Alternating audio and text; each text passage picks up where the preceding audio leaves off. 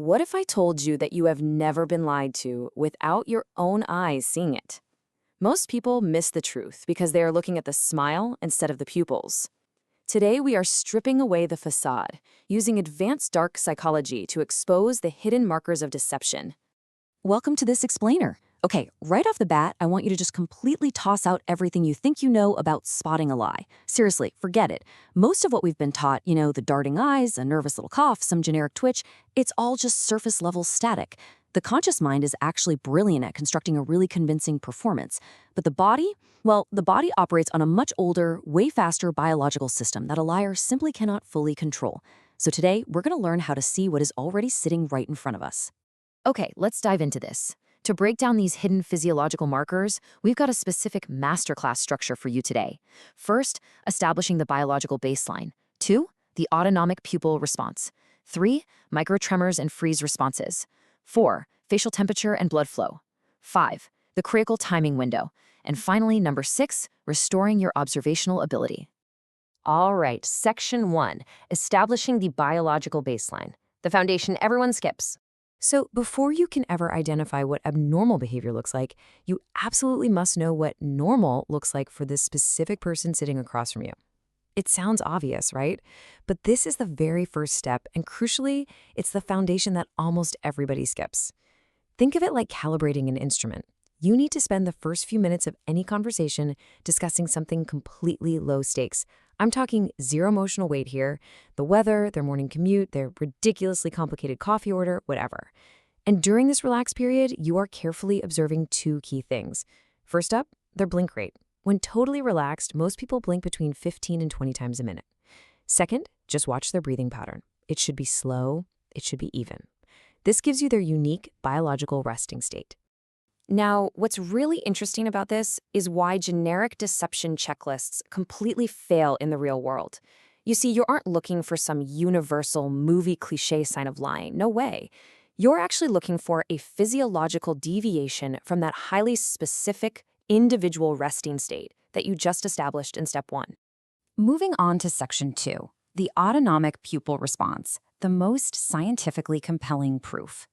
Once you've got that baseline locked in, we move to our second technique.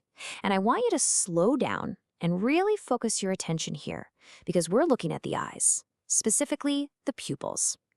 This is the marker most folks never even think to watch, mostly because it requires sustained, focused attention rather than just a quick glance. To understand why this works so well, we have to talk about the autonomic nervous system. This is the biological system responsible for your fight or flight survival mechanisms.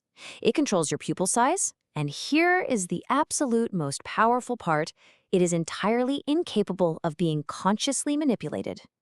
Even the most highly skilled, practiced liar in the world literally cannot command their pupils to stay perfectly still. It's an undeniable biological truth. So, what actually happens when someone lies? Well, when a person is constructing a fabricated story in real time, it requires massive brain power. I mean, they're simultaneously inventing fake details, monitoring your reaction to see if you're buying it, and trying to keep their story straight. That heavy cognitive load produces a measurable physiological response. In most lighting conditions, this shows up as observable pupil dilation. We're talking about a slight but unmistakable widening of the dark center of the eye, and it happens precisely at the moment the lie is being generated. Then, once they finally deliver that false statement and the immediate cognitive demand drops off, the pupil often constricts right back down. Section 3, micro-tremors and freeze responses, suppressed anxiety leaking through. Let's shift our gaze away from the eyes for our third technique. We actually need to look away from the conscious performance happening on the upper face and focus instead on the jaw, the mouth, and the hands. We're on the hunt for micro-tremors. These are extremely small, super brief muscle contractions. They aren't confident gestures.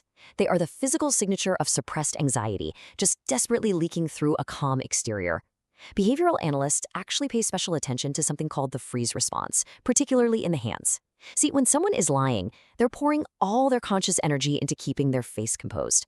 Because of this, their hands, which require way less conscious monitoring, will often freeze unnaturally. They just go completely still. Or, on the flip side, you might see small, repetitive movements. Rubbing a thumb, adjusting a sleeve, basically movements that were completely absent during that baseline conversation we had earlier. All right, section 4. facial temperature, and blood flow.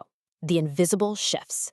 Our fourth technique deals with something you might assume is totally invisible: temperature changes and blood flow on the face. Look at the breakdown here. It brilliantly illustrates what's going on under the hood. When the autonomic nervous system is activated by the stress of a lie, it prepares the body for a threat.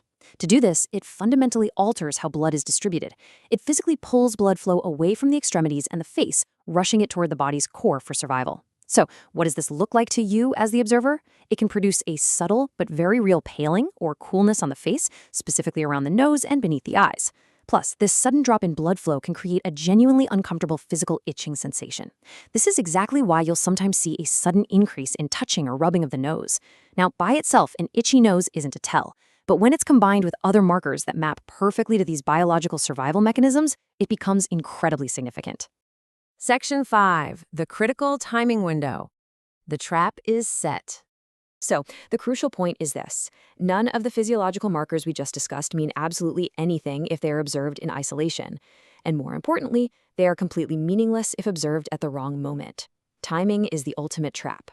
The window that truly matters is just a few fleeting seconds long. At T0, you ask a direct, specific question. The window from 1 to 3 seconds immediately following that question, that is the point of maximum cognitive load. This is right before the person has had time to fully construct and stabilize their fake response. This tiny 1 to 3 second window is where the gap between the rehearsed lie and their physiological reality is at its absolute widest. By second 4, the rehearsed performance stabilizes. And this brings us to the core of advanced observation, the deception cluster. Because remember, you aren't simply collecting random nervous behaviors throughout an hour-long chat and calling it proof. Genuine observation means watching for clusters of these physiological signals appearing together, entirely within that critical few-second timing window we just talked about, and representing a clear, undeniable deviation from their established baseline. That is exactly how you separate the noise from the truth. Finally, Section 6, restoring observational ability, reclaiming a lost primal instinct. Our final section today is really about reclaiming what is already yours.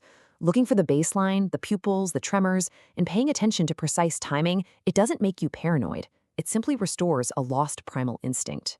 The human body has never been capable of lying as fluently as the mouth can. Every single fabricated story requires a physiological activation that conscious performance just cannot fully mask, no matter how polished the communicator is. Modern social interaction has just slowly trained almost everyone to ignore these incredibly fluent bodily truths. The question isn't whether people are deceiving you, it's whether you're finally ready to open your eyes to it. The truth has always been visible. Most people have simply never been taught where to look.